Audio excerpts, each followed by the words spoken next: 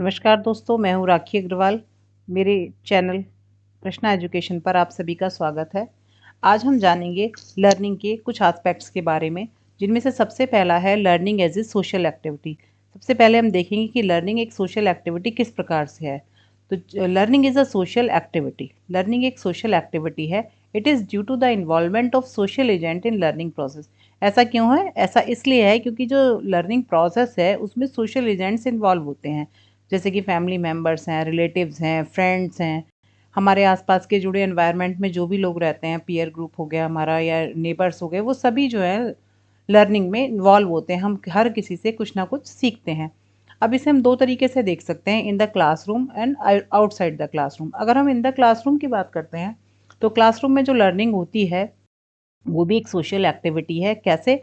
उसमें हमारे teachers involve होते हैं, को टीचर्स होते हैं, पीयर ग्रुप है, सी फ्रेंड्स हैं आपके, ये सभी इन्वॉल्व होते हैं। आउटसाइड क्लासरूम में जो लर्निंग है उसमें सभी लोग इन्वॉल्व होते हैं, जैसे फैमिली मेम्बर्स हैं, फ्रेंड्स हैं, इन्वायरमेंट है, नेबर्स हैं and other medium as ICT etcetera. यानी जो हम इंटरनेट के थ्रू बहुत सारी चीज़ें, इंफॉर्मेशन एंड कम्युनिकेशन टेक्नोलॉजी के थ्रू भी जो हम सीखते हैं वो भी लर्निंग है। आज का सोशल मीडिया एक ऐसा प्लेटफॉर्म है, उस पर बहुत सी ऐसी चीज़ें आती हैं जिनसे जाने अनजाने हम कुछ ना कुछ सीखते रहते हैं। इसलिए इसको कह सकते हैं कि लर्निंग सोशल एक्टिविटी किस रेफरेंस में है, वो इस रेफरेंस में है क्योंकि इसमें सोसाइटी इन्वॉल्व होती है। अब बात करते हैं सोशल कंटेक्स्ट ऑफ लर्निंग।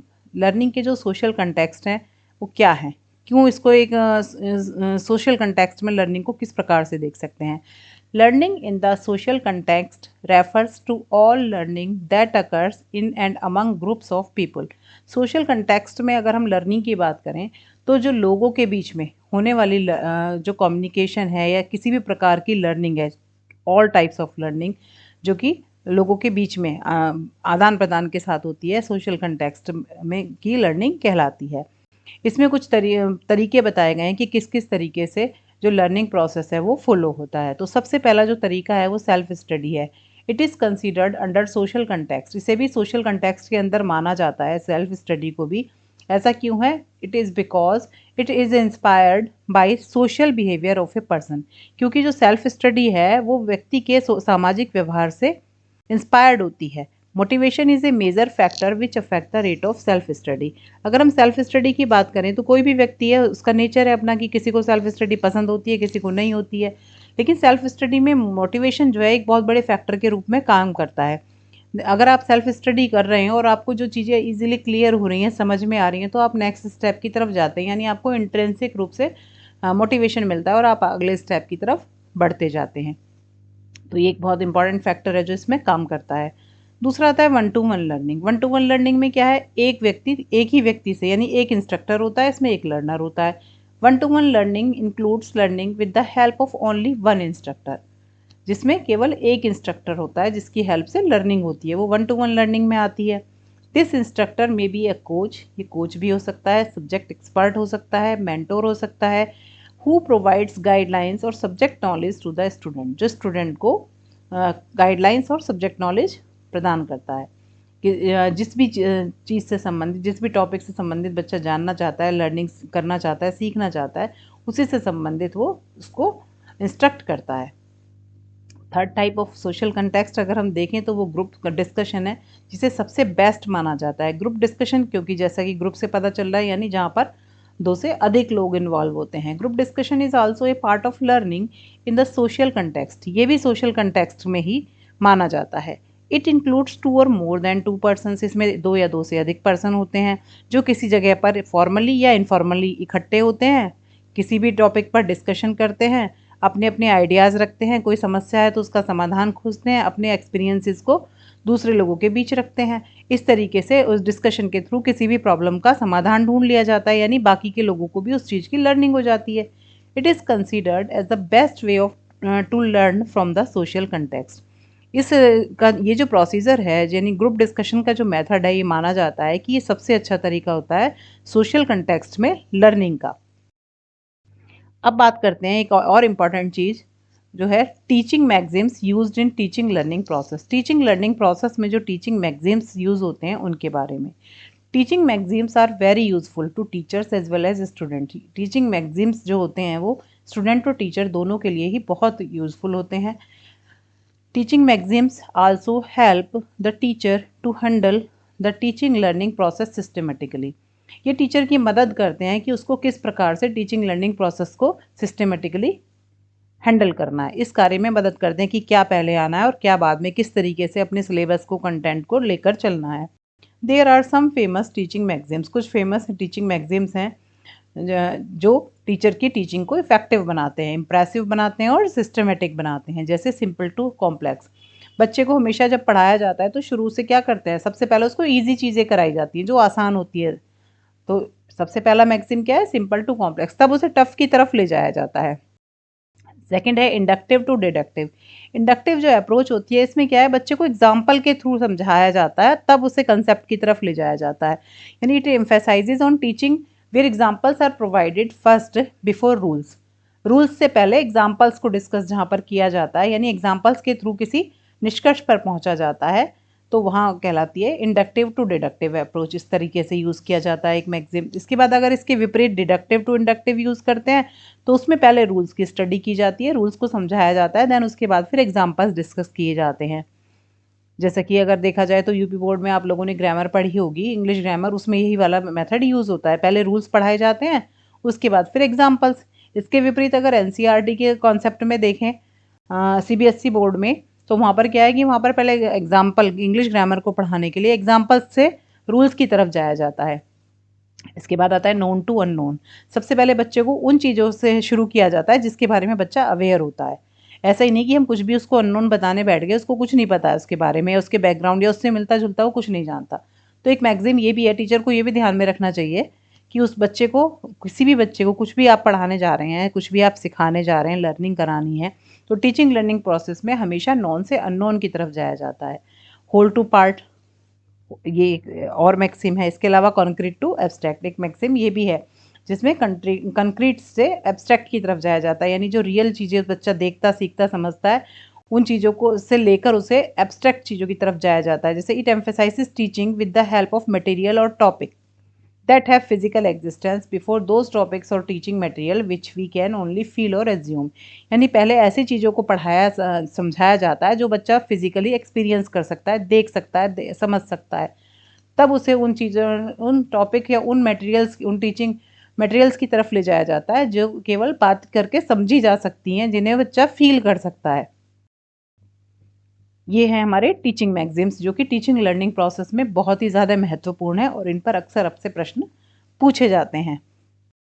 इसके बाद आता है लर्निंग स्टाइल। लर्निंग स्टाइल एक और एस्पेक्ट है लर्निंग का, जिसमें ये देखते हैं कि हर व्यक्ति का जो लर्निंग का तरीका है वो डिफरेंट होता है। सभी बच्चे एक ही तरीके से लर्निंग नहीं करते। तो इसका जो एक मॉडल बताया गया है, वाक मॉडल ऑफ लर्निंग, VARK, ये एक्रोनिम है जिसका मतलब, जिसमें 4 टाइप के लर्निंग स्टाइल्स आते हैं। जिसमें सबसे पहला है विजुअल, दूसरा है ऑडिटरी, तीसरा रीडिंग राइटिंग से संबंधित है, और फोर्थ है काइनेस्थेटिक। तो सबसे पहले विजुअल पे बात करते हैं। Visual learners prefer the use of images, maps, and graphic organizers to access and understand new information। जो विजुअल लर्नर होते हैं वो क्या करते हैं, वो इमेजेस के थ्रू, मैप्स के थ्रू, ग्राफिक ऑर्गेनाइज के यानी चीज़ों को लगाकर पिक्टोरियल व्यू में जाके किसी भी तरीके से इमेज के फॉर्म में अपने माइंड में कंसेप्ट मैप बना लेते हैं, उसके हिसाब से वो चीज़ों को लर्न करते हैं। तो ये पहले जो तरीका हो गया वो विजुअल लर्नर। दूसरा है ऑडिटरी। ऑडिटरी जो सुनकर करते हैं। Learners best understand new content through listening. ये लिसनिंग प्रोसेस के थ्रू, यानी लेक्चर्स के थ्रू या ग्रुप डिस्कशन के थ्रू चीज़ों को ग्रैस्प करते हैं, और इनका जो लर्निंग स्टाइल है यानी सुनकर याद करना, समझना होता है। इसके बाद तीसरा आता है रीडिंग और writing. Learners with a strong reading writing, ऐसे लर्नर्स जिनकी रीडिंग राइटिंग स्ट्रॉन्ग होती है। Preference learn best through words, ये ज़्यादातर शब्दों के द्वारा अच्छे तरीके से याद करने को प्रीफरेंस देते हैं। These learners are able to translate abstract concept into words and ऐसे। इनकी राइटिंग स्किल, रीडिंग स्किल बहुत अच्छी होती है, और ये एब्स्ट्रैक्ट कंसेप्ट को वर्ड्स में कन्वर्ट करना इनको बहुत ईजी लगता है, इसके योग्य होते हैं, आसानी से कर लेते हैं। इसके अलावा कुछ लर्नर्स होते हैं kinesthetic. Kinesthetic learners best understand information through tactile presentation और इंफॉर्मेशन। ये टैक्टाइल प्रेजेंटेशन इंफॉर्मेशन की टैक्टाइल प्रेजेंटेशन के थ्रू जो है चीज़ों को समझते हैं और याद करते हैं। They learn best through figuring things out by hand. ये हाथ से करके खुद से सीखते हैं और उसे उस तरह से ही वो याद कर पाते हैं। तो ये लर्निंग स्टाइल है 4 प्रकार के, visual, auditory, reading, writing and kinaesthetic.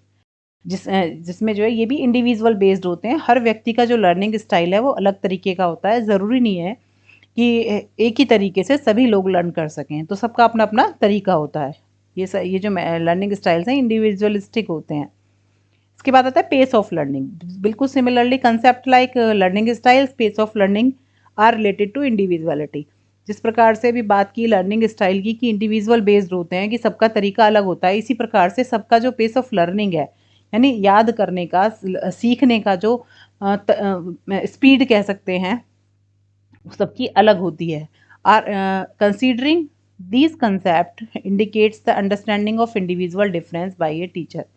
इसको समझना यानी एक अध्यापक को इंडिविजुअल डिफरेंस की समझ होनी आवश्यक है, जिससे कि वह जान सके कि किस बच्चे का लर्निंग स्टाइल क्या है, उसका पेस ऑफ लर्निंग क्या है। सभी बच्चे एक ही पेस में लर्निंग नहीं कर सकते।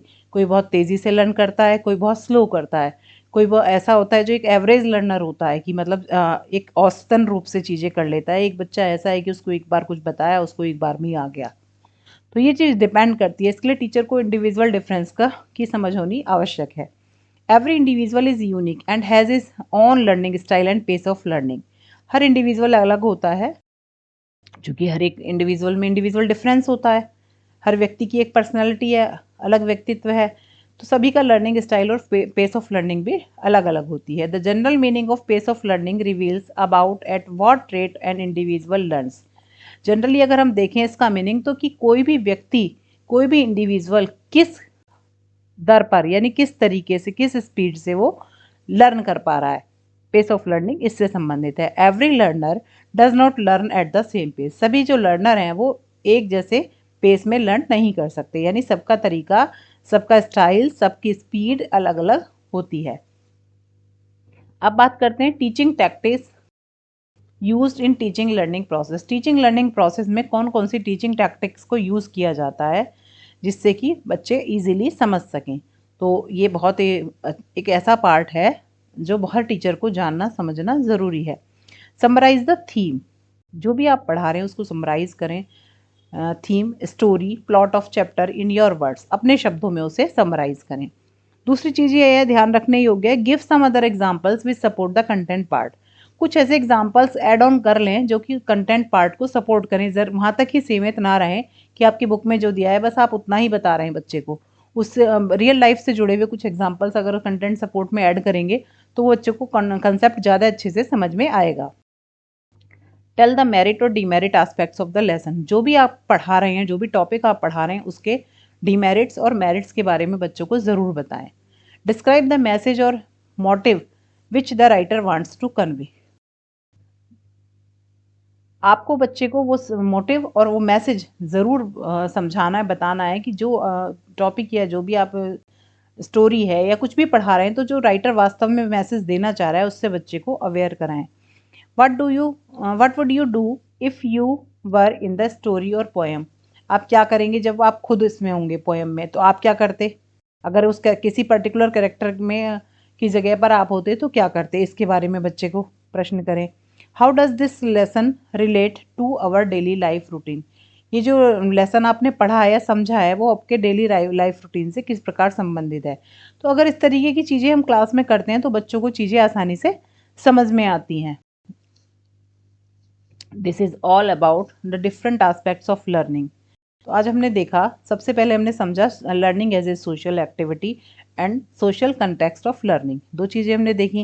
देन इसके बाद हमने जाना कि लर्निंग स्टाइल्स कौन कौन से हैं, टीचिंग मैक्सिम्स कौन से हैं, और इसके अलावा हमने और जाना पेस ऑफ लर्निंग क्या है, और कुछ ऐसी टीचिंग टैक्टिक्स जो कि टीचिंग लर्निंग प्रोसेस में यूज़ होती हैं, जिसमें हमने लिटरेचर से संबंधित एग्जाम्पल लेकर आपको डिस्कस किया। इसी प्रकार से अगर हम कोई और एग्जाम्पल लेकर या किसी भी टॉपिक को लेकर भी आगे अपना टैक्टिक्स का यूज़ कर सकते हैं। यदि आपको मेरा वीडियो पसंद आया हो तो इसे मेरे चैनल को सब्सक्राइब करें, वीडियो को लाइक करें और बेल आइकन पर क्लिक करें, जिससे आने वाली वीडियो की नोटिफिकेशन आपको मिलते रहे।